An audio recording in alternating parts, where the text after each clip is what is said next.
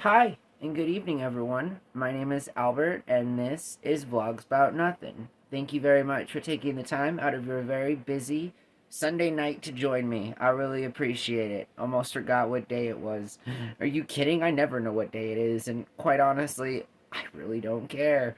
Anyways, I hope that you guys are doing really awesome. You feel me? I guess so much is that I only care the moment that I wake up.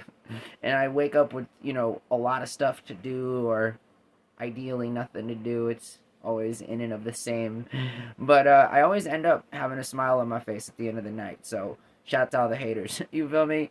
Sometimes it's hard to get through the entire day and end the day with a genuine smile.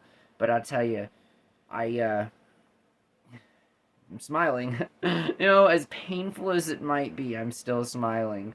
Nonetheless, I want to welcome you guys. Tonight, I want to talk about a couple of things. I want to talk about Bullet for My Valentine type of feelings. And also, I do want to talk about background work. All right? And background work as it concerns not the mundane, sort of almost depressing kind of background characters we play IRL. You feel me? But more like the fictional ones that you get paid for, and that it's actually fun to be around people that do. And wouldn't it explain a whole lot about your boy here as it concerns the energy level and the incessant need to have these talks to myself on my phone with everyone else watching? You feel me? So shout out to all the new subscribers. Smash the subscribe button if you're not already. I do appreciate it. I see it every week. The channel, now that it has more than like 950 videos.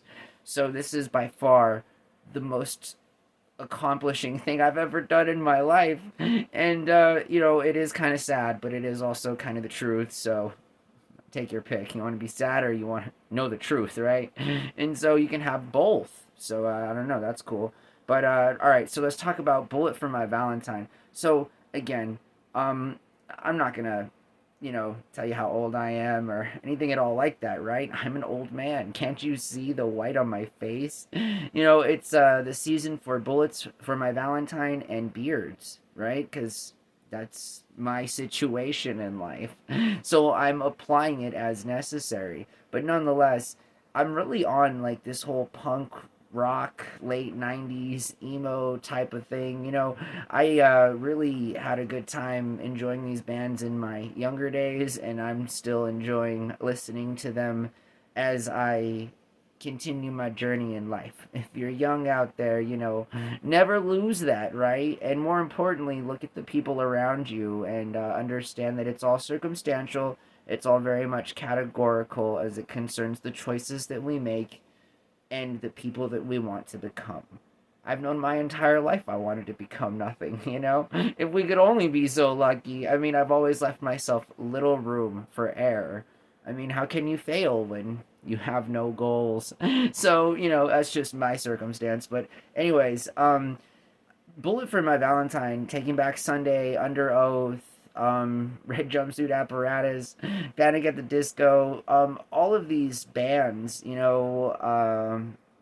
are still a staple in my life. Again, I go through eras of music. I'm so old now that I binge eras of music, and I'm constantly listening to music. I'm constantly trying to find new kinds of music that I like, and just about a couple of years ago, I found Bullet for My Valentine again because I wasn't that much into the band like 20 years ago. But wouldn't you know, I am very much into them now. And I just think it's interesting how it's more of like old school type of music. You feel me? And Newfound Glory, like all of these Coheed and Cambria, like all of these different brands, Silverstein, like there's a lot of different bands, brand new, no effects that I listen to, that are definitely old school, but definitely still hit. You feel me? Senses Fail is one of my favorite bands of all time, and I love the guy's voice. I like Screamo and I like emo. I like scary kids scaring kids. All of these again very old school things, right? But I'm also pretty new as well, and I was in the whole trap era, and I like the mumble rap era. I'm just all about, and I like music, right? So right now I'm on emo, screamo, pop punk, late 90s grunge lifestyle background playing music. Speaking of background, let's talk about backgrounds now. That was a good lead in, right?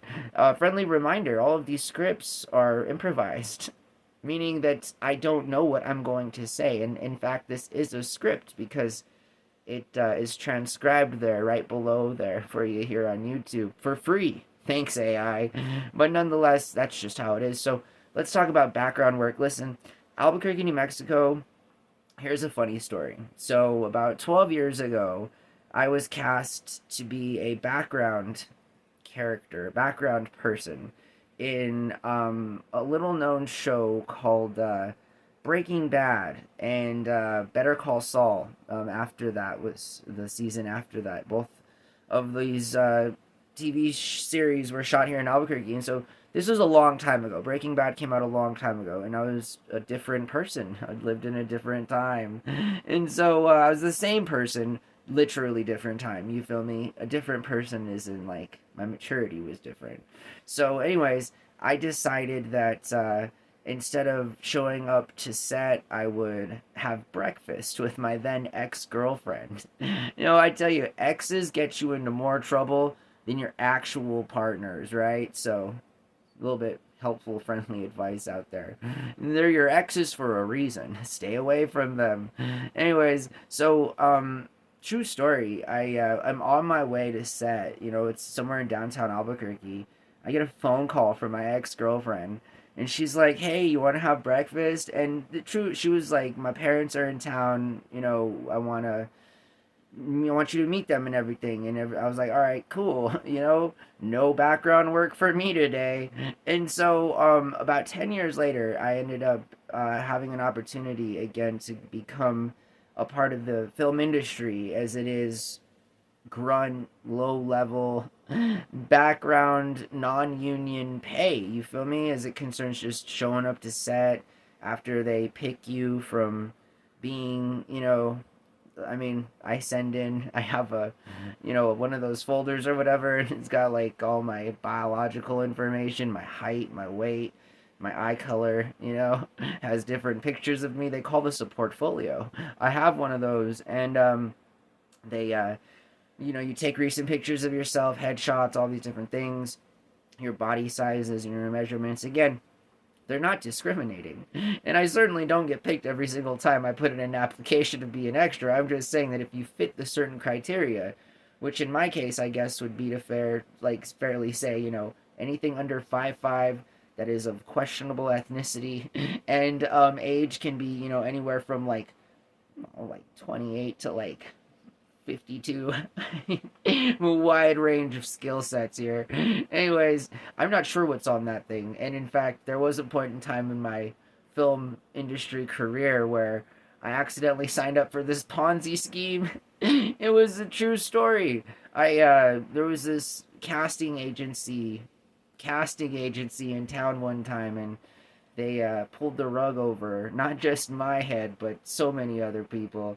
Anyways, I believe they were called A1 Star Casting Agency, so shout out to A1 All Star Casting Agency for eventually becoming bankrupt as a result of lawsuits that had been filed against them for said, you know, alleged behavior. I just know that I was there and I was a part of some of their sets and some of their shoots, and I nothing ever came of it, you know. They accomplished less than I did. And that's something. They were actually given money to do this, you know.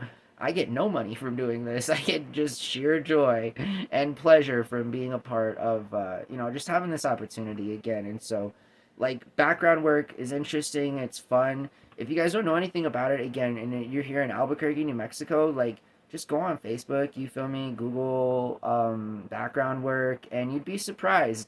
The opportunities are pretty bountiful here in Albuquerque, little Hollywood, you know, haven for films to exploit our state resources at the cost of us for their benefits. It's just a good old roast on Hollywood, you feel me? Don't hate me, I'm just saying. I might be thinking out loud, I might be in character, who knows? And honestly, who cares?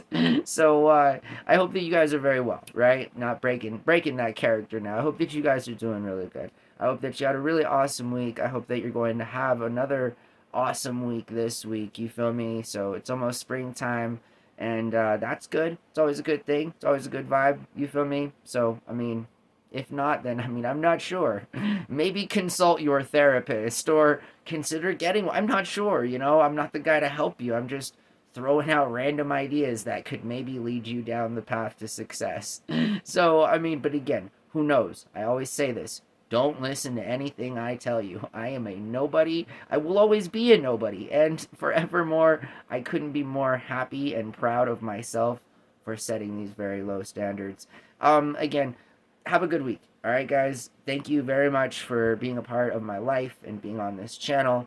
Every single night, you know, I get just a little bit happier and a little bit more, you know, satisfied with the results of what, you know, feels like endless work being poured into something that I really enjoy. I mean, this is truly my passion, and I wouldn't have it any other way. And it doesn't matter, you know, what may or may not happen to me, like, when we're away from this, but just know that this is a real special time for me, and I really do appreciate all of you guys being a part of my life. So have a really good day and a really good night, and we'll see everyone tomorrow. All right, bye.